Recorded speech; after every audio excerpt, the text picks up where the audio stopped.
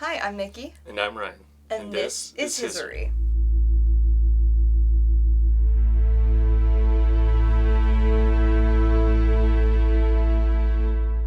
We grew up watching paranormal investigators like Zach Bagans on Ghost Adventures, Ryan and Shane on BuzzFeed Unsolved and Ghost Files, and Sam and Colby on YouTube. The semi-casual investigations, people just trying to connect with those who are no longer around, or something we just can't understand, and diving deep into true crime cases.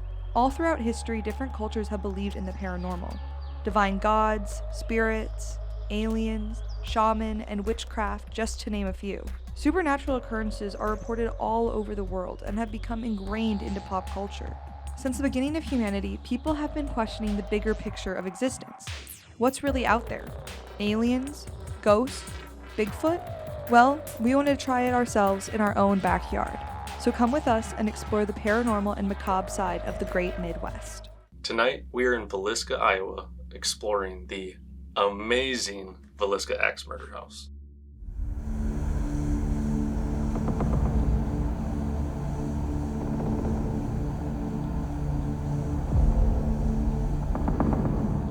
On June 9th, 1912, a family of 6 and 2 guests would be slain overnight in what would become one of America's most infamous unsolved cases.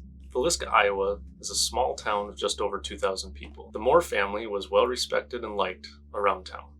The father, Josiah, was a businessman and a church member. The family consisted of Josiah and Sarah Moore, 43 and 39 respectively, and their 4 children, Herman, 11, Catherine, 10, Boyd, 7, and Paul, 5. On the night of the murders, the family was hosting 2 of Catherine's friends, Lena, 12, and Ina, 8, Stillinger.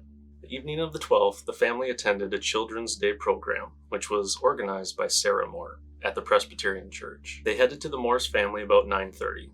This was the last time they were seen alive. The next morning, a disturbing scene would be discovered when the neighbor, Mary Putman, realized that the family wasn't doing their morning chores yet.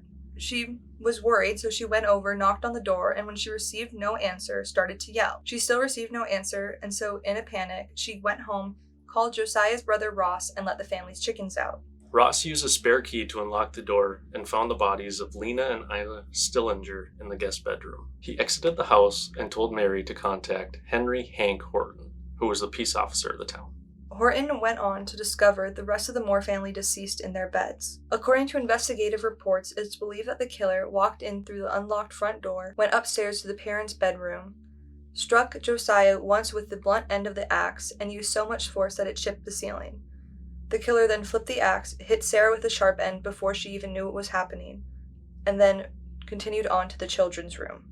After the parents were killed, the killer went on to bludgeon each child to death in their beds with the blunt end of the axe. He then went back to the parents' room and continued to bludgeon them until they were unrecognizable. The mysterious killer ended his spree with the Stillinger sisters in the guest bedroom downstairs. Everyone was killed in their room and left in the same position except for Lena Stillinger. She was in the same room that she had been sleeping in, but was the only victim to have defensive wounds on her arms.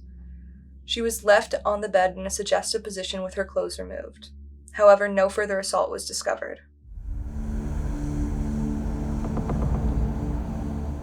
The murder weapon was Josiah's axe, found leaning against a wall next to a 4-pound slab of bacon that the killer seemed to have taken from the family's icebox. But this wasn't the only mysterious thing found at the crime scene. The investigators also found a plate of uneaten food in the kitchen, along with a bloody bowl of water. It had also been seen that each victim had had their head and every mirror in the house covered with fabric taken from different dressers and closets throughout the house. Depending on the source you check, it is rumored that there were 2 used cigarette butts found on the attic floor where the killer is rumored to have waited for the family to sleep, which is actually the room we're in right now. So, as is common with crime scenes from this era, it was not handled with the most delicate of care. As soon as word got out to the community, this house was completely swarmed with onlookers, and Horton was unable to keep them out all by himself. So by the time that the National Guard had been deployed to close off the crime scene, the axe had been handled by multiple people.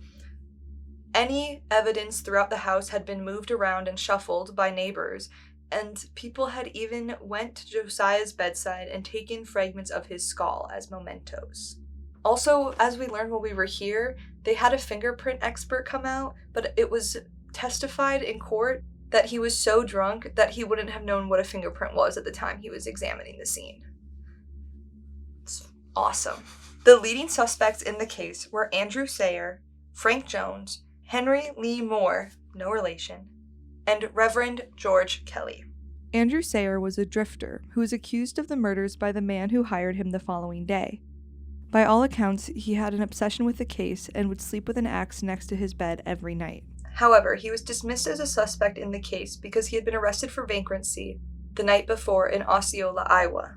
Osceola is 70 miles from Villisca, so it would be possible in theory, but highly unlikely that he was able to travel that time from when he was released at 11 p.m. that night. It's even more unlikely considering that he was hired in Creston, Iowa, around 6 a.m. on the 10th, which is in the middle of Osceola and Villisca.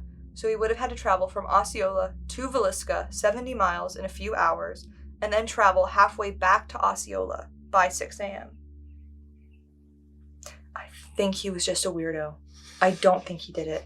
Henry Lee Moore was a murderer who was convicted in 1917 of killing his mother and grandmother with an axe. He was suspected of the killing of the Villisca family, as well as 14 others across the Midwest. He was suspected because of his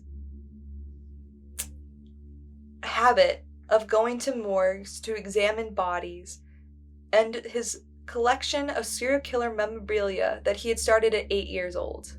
The first axe murder was in Colorado Springs, where Moore was just hired by the railroad. Then a month later, a family was killed in Monmouth, Illinois. A week after, another family was killed in Ellsworth, Kansas. Then a week before the Villisca murders, in Paola, Kansas, a husband and wife were killed.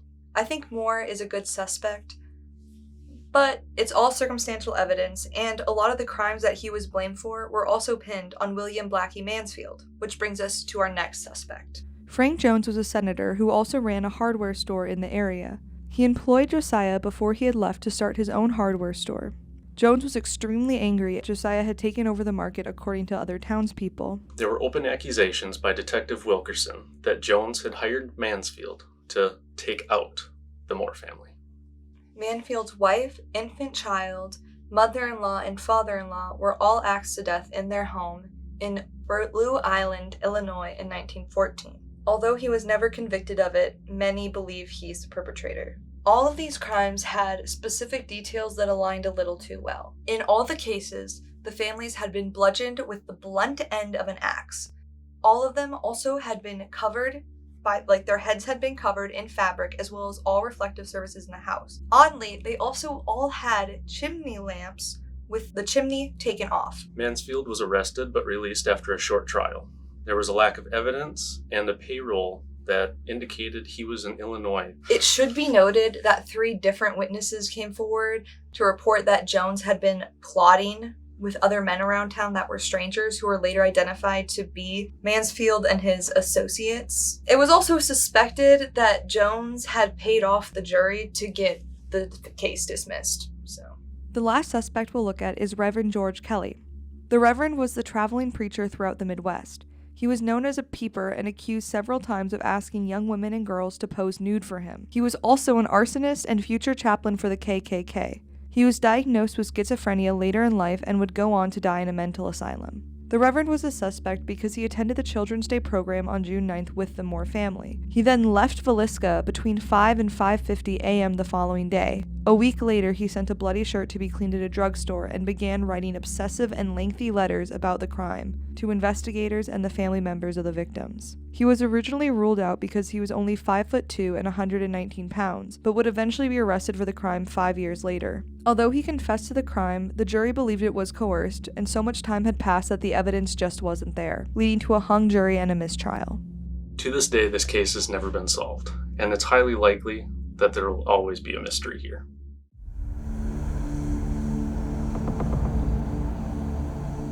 We started our night in the living room, and we didn't see much, but sometimes that's just how it goes. The next room we went into was the guest room, where the Stillinger sisters were killed. After trying a few different techniques and tools, we just still weren't really getting anything.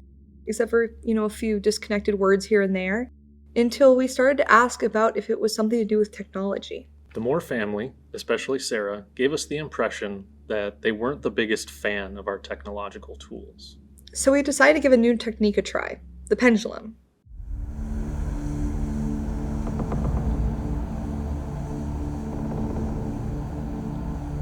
Alright, so we have a pendulum here. And so our pendulum board looks like this. And what it does is it has the same answers on either side. So we have no, maybe, try again, yes, and unknown and rephrase. So the idea is that we can take this pendulum. We have one that's amethyst, which is supposed to be good for clear communication and answers with spirits, and then copper, which is just more in tune with the earth. But yeah, so you do, put it around your finger, and you spin it in a circle, and when you do it over the board and you ask a question, it will eventually start going to one way or the other way. It's hard to do. One way or the other way until you get a clear answer. Pendulum. A pendulum is an object, normally a crystal or a ring, that is at the end of a chain or string and used to communicate using a divination board. Similar to dowsing rods, Ouija boards, and tarot cards, it's believed to communicate through the user's subconscious, being influenced by supernatural elements or intuitive thought to cause minute movements. Sometimes the pull is so powerful that it moves the hand.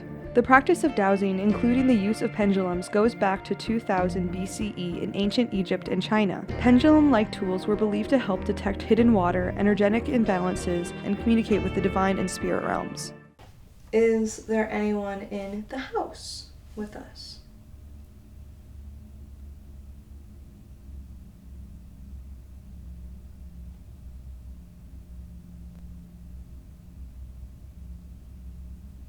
Looks like it's pulled towards yes, or maybe. That's it, yes, I think. Oh yeah, that's definitely yes. So yes. It says yes, there is someone in the house with us. Does this person or persons want to talk with us?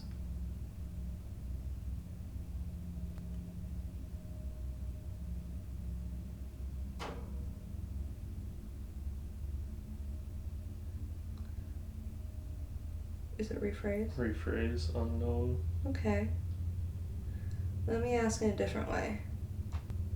Do any of the spirits in the house want to communicate with us? Oh my god, the way that this just, I didn't even start spinning it again.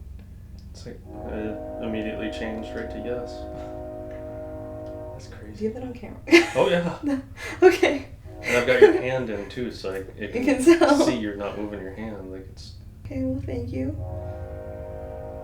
Is there a certain area of the house that we should move to? Is it getting stronger? It looks like it pulls this way really hard as soon as you ask. Yeah. Okay.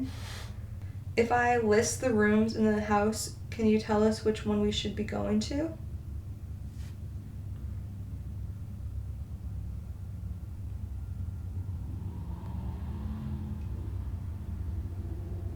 Maybe or It's like yes? maybe or yes. Yes.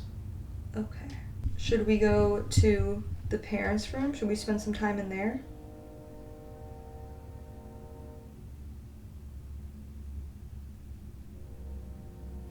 Oh. Okay. So we most likely will not be going to the parents' room, at least spend much time in there. Is there a reason why we shouldn't go to the parents' room?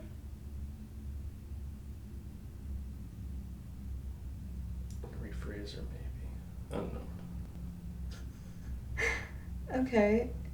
Is there a dark energy in the parents' room?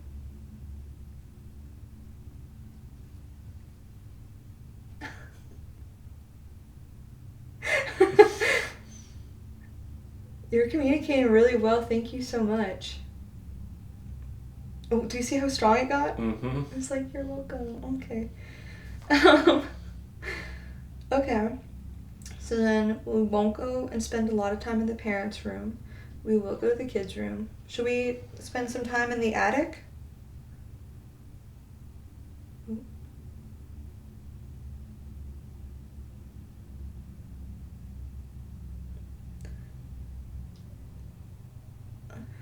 Rephrase, okay.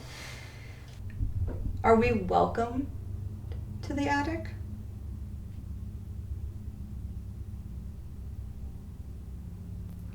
Is it going right to yes? Yeah. Okay. That's that's nice. Okay. So we can go up to the attic and it'll be okay. Alright, so we'll spend some time in the attic. Is there any specific people we should be reaching out to?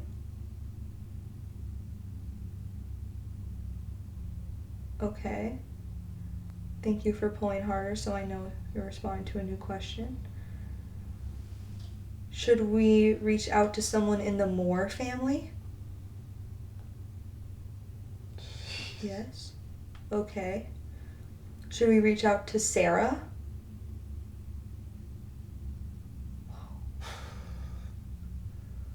All right. Should we reach out to Josiah? Oh.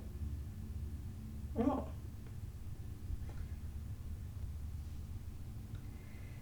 Does Josiah like to talk to visitors? Oh, I think it's going to no. Okay. Okay. So we won't reach out to Josiah. Does he want to just be left alone to rest in peace? No. Maybe he just doesn't like people. Oh. Oh my god, are we going back to yes? Oh, he doesn't like people. Oh! You know what, Josiah? After what happened to your family, I don't blame you. Is it because we're strangers? Oh, wow. Is he protective of his family? Whoa. Do you see how far that's going? Mm-hmm. Oh my gosh. That's very admirable. Whoa. Am I talking to Josiah right now?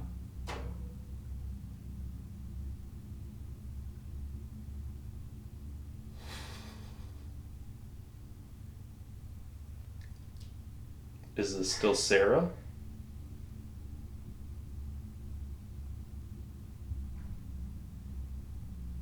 Wait, I think it might be switching. Are we talking to Sarah right now? Is that why you said we should reach out to Sarah? Well, thank you for talking to us. I'm gonna pause just for a second, okay? See, and she's swung it extra hard to say yes. Okay. Okay, I'm fairly confident to say that we are speaking to Sarah. So, thank you for welcoming us into your family's home. Is it okay if we read to your kids upstairs in their room? Okay, if we share like bedtime story with them?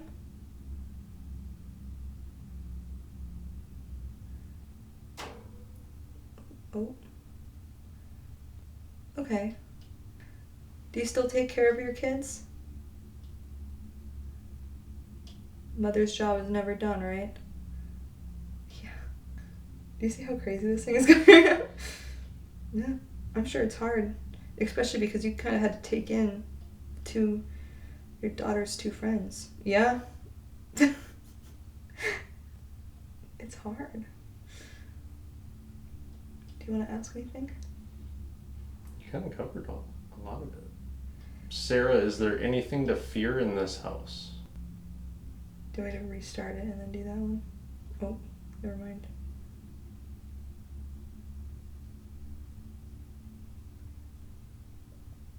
It's like yes, but like more sporadic and shy.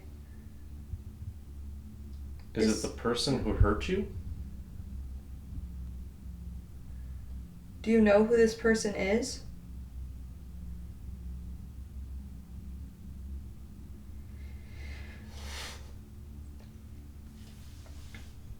Is it a person?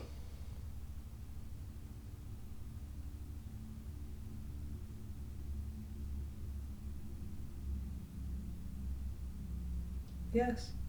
Is it a man?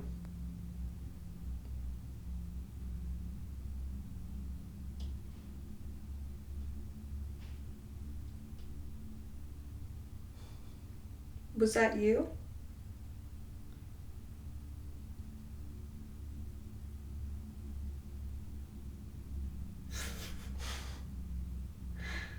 Sorry, that was kind of a foolish question because you're here with us. If she goes back to yes to say it was a foolish question, that is so funny. Thank you. Thank you, sir. It's very awesome. Is that the dark energy? Is that the person that we should be fearful of? Oh, okay. Sorry. And the flashlight went out. Sorry, it went on so bright. So that noise that we just heard, that was the person that you fear?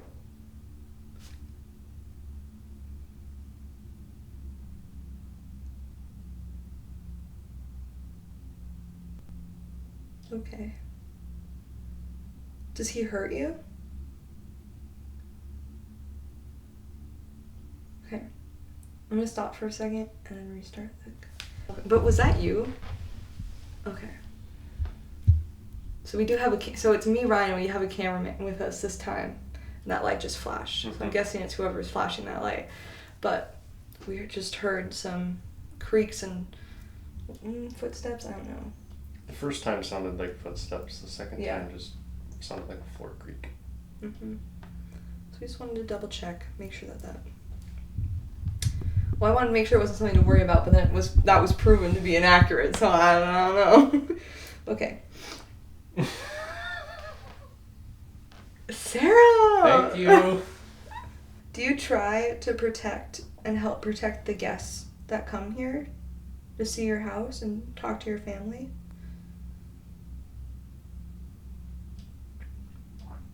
Oh, that's very kind of you. So you're very motherly. Well, on the spirit box earlier in the other room, we were having a really hard time getting anything clearly, but it sounded to me like it said protector when we were asking who's there. Was that you?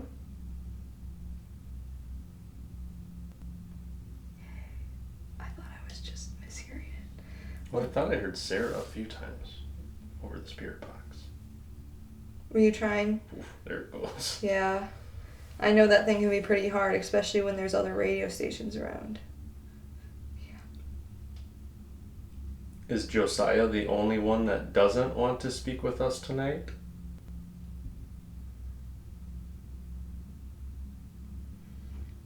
Do the kids like to be talked to?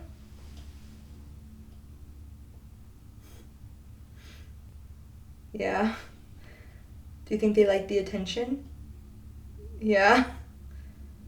Are you unsure if Josiah's anyone that doesn't want to talk to us because you don't know the dark entity's feelings about it? Yeah. That's fair. You don't want to speak for others. Is it like fun and nice for you to communicate with people? Like, do you enjoy this? Like, do you like that people come and talk? Yes? Do you like it when people come and talk with technology?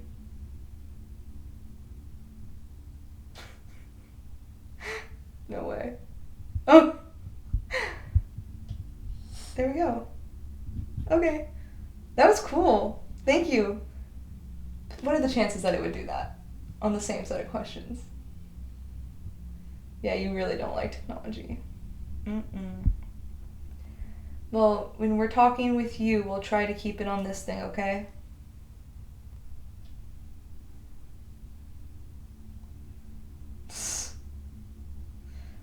I respect your wishes. I respect this. It's very... Okay. Thank you. Well, I'm gonna stop this for now, and I'm gonna debrief with my team. And we might talk to you later, okay? Okay, thank you. We learned to go to the kids' room, play with them, read with them. They'll enjoy it. Mm-hmm. That's good. Don't talk to Josiah. He wants to be left alone because he doesn't like strangers and he wants to protect his family, which is very understandable and admirable. And that Sarah likes to communicate to guests, but not with technology. And that there is something negative in the house.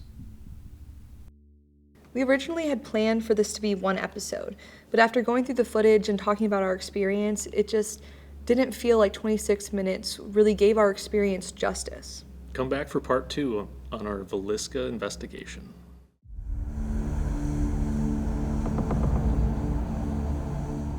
Thank you for watching this episode of Hiseerie. If you enjoyed and want to see more like behind-the-scenes content and full uncut sessions, be sure to check out our Patreon at patreon.com/Hiseerie. If you enjoyed this episode, please like, comment, and subscribe below.